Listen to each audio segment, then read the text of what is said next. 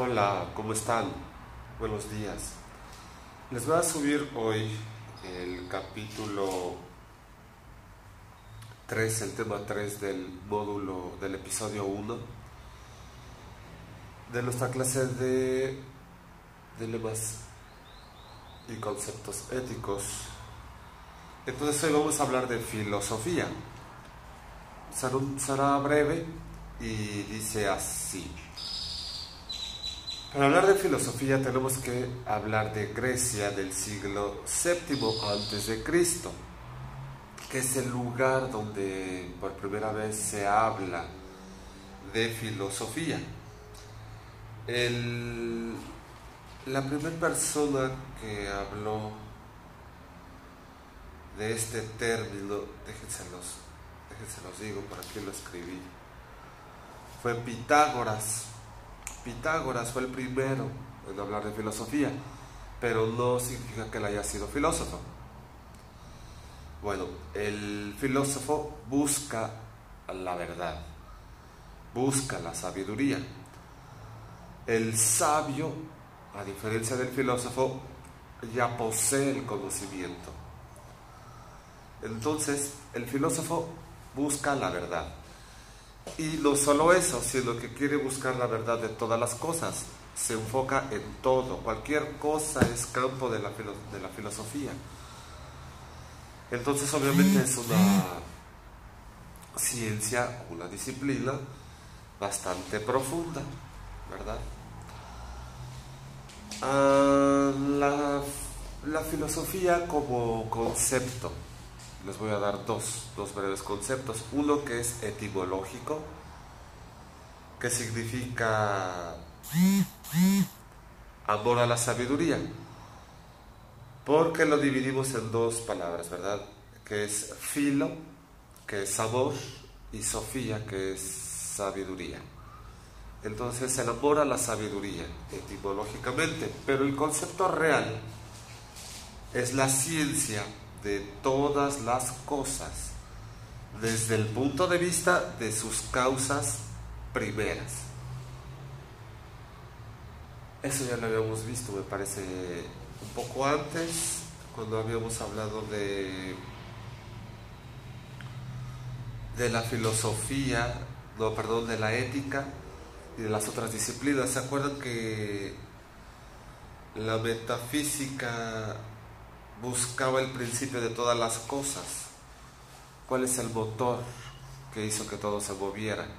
Bueno, la filosofía también quiere encontrar justamente eso, la causa primera, la causa primera de cada situación, de cada cosa, pero todo tiene un mismo origen. Entonces, bueno, la filosofía se va a meter a estudiar todas las cosas desde el punto de vista, desde sus causas primeras. Ahora, para hablar de filosofía, también tenemos que hablar de dos cosas más. La primera es la cosmovisión. La cosmovisión, así como nos lo dicen textual, se los leo, son conceptos, intuiciones, principios y valores que una persona ha adquirido a lo largo de su vida y que le van a servir para tener una postura ante los hechos que lo rodean. Eso es la cosmovisión. Cada pueblo originario, los mexicas, los mayas, los lakotas, los tarahumaras, podríamos hablar de los pueblos de Europa, pero yo no los conozco, pero los druidas,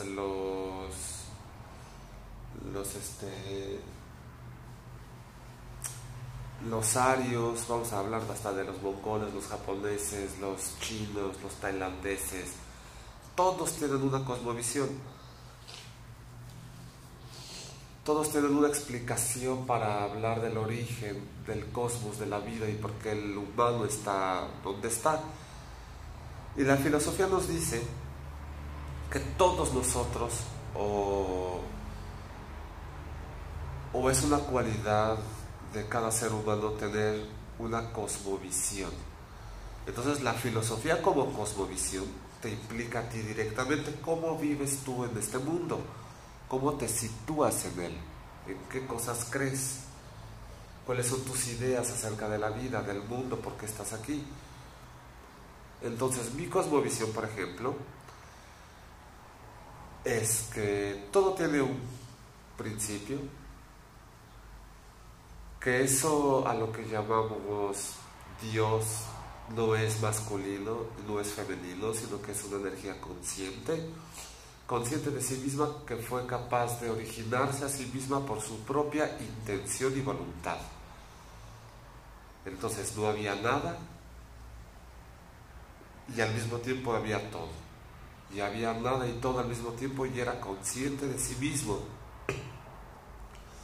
Después, bueno, se dividió en polos opuestos, el hombre y la mujer, lo negro y lo blanco, lo positivo y lo negativo, lo activo y lo pasivo, etcétera, etcétera.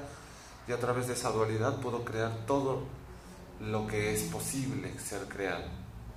Es una mente creadora y crea absolutamente todo, los diseños de todo, crea las posibilidades de sus seres. Y de entre todas esas posibilidades creó al ser humano, con la capacidad de ser consciente al nivel de un ser humano. Imagínense, una piedra es consciente al nivel de una piedra,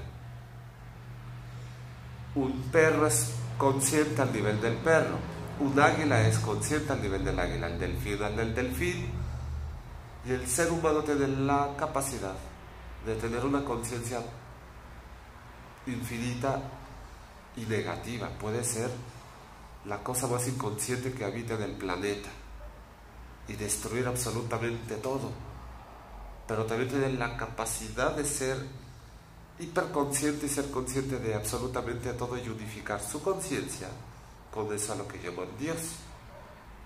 Entonces tú y yo, hombre o mujer, somos capaces de integrar conscientemente nuestra conciencia a la conciencia creadora de todo el universo. Y ha habido quienes lo han hecho. Hay registro, o por lo menos se cuenta que ha habido quien lo hace. No hay manera de demostrarlo porque es algo que te sucede a ti, en tu interior. Solo a ti te sucede, solo tú lo experimentas. Y si te sucede a ti, te das cuenta que a todos les puede suceder porque somos igualitos.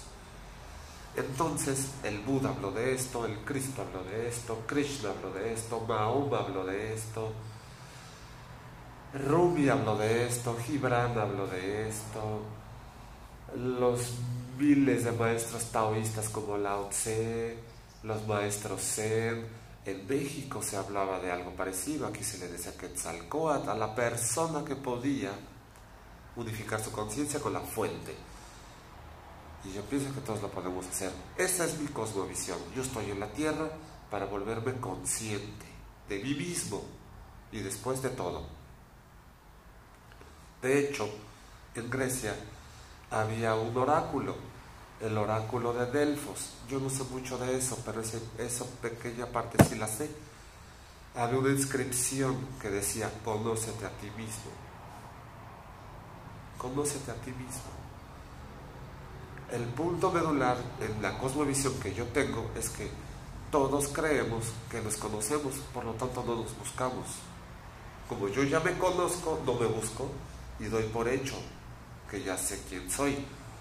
Solamente el que se atreve a buscarse puede encontrar la respuesta y encontrarse a sí mismo. Y entonces, con mucha suerte, podríamos unificar nuestra conciencia a la fuente. Eso es cosmovisión y esa es la mía. Tu tarea va a ser redactar tu cosmovisión y la vas a entregar mañana miércoles en el horario de clase. Sí. Vas a escribir tu cosmovisión. Me vas a platicar qué es lo que... O no lo escribas, mándame un video. También puedo aceptar el video. Dime, háblame de tu cosmovisión. ¿Qué haces aquí? Y por último, la filosofía habla de un componente axiológico que tiene que ver con los valores. Yo no entiendo muy bien a lo que se refiere eso, pero leyendo un poco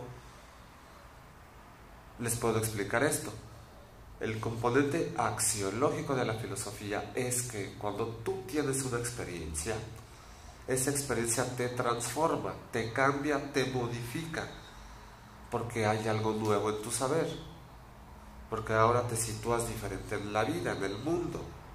Después de lo que te pasó ayer, después de lo que aprendiste ayer, después de un problema que hayas tenido, te has transformado, eres alguien nuevo. Entonces, ese es el componente axiológico, el que le da un valor distinto al ser que está teniendo la experiencia. Entonces, como vemos, la filosofía está bastante trastornada. Después podemos encontrar filósofos en la calle o en las escuelas que solo están filosofando pero no están viviendo, y la experiencia está en la vida, en experimentar, en vivir, y eso te ayuda a conocerte. Pero si, como decía el concepto de cosmovisión, que solamente son principios y valores que una persona adquiere porque vive en sociedad, porque te pusieron un nombre, porque tienen expectativas de ti, nadie se conoce. Ese es el reto. Conócete a ti mismo, conviértete en un filósofo, busca la verdad, y la verdad habita en tu interior. Si yo soy el sujeto de la experiencia y no me conozco, ¿cómo puedo hablar de mis gustos? Si yo no me conozco, ¿cómo puedo hablar de mis sueños? Si yo no me conozco, ¿cómo puedo pensar acerca de mí? Todo se convierte en una ilusión, eso es falso. Entonces el amor a la sabiduría empieza por saberte a ti mismo, empieza por conocerte a ti mismo. Si te conoces a ti mismo, lo sabrás todo. Esta fue la clase del episodio 1, el tema 3, el tema de filosofía. Nos vemos pronto.